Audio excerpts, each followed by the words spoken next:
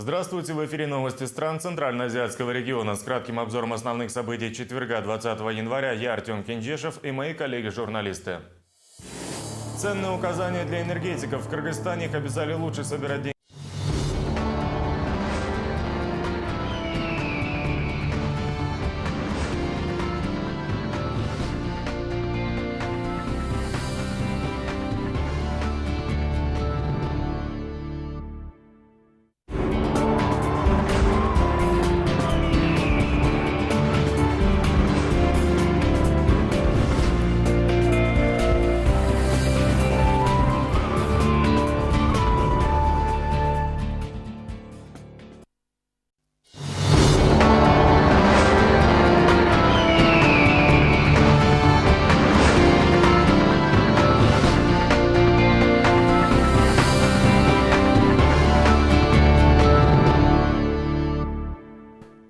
Hello, it is Tuesday, March 5th. You are watching news from Kazakhstan on K+.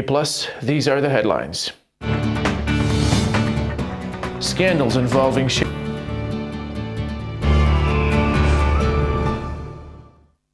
around 10 cheated shareholders.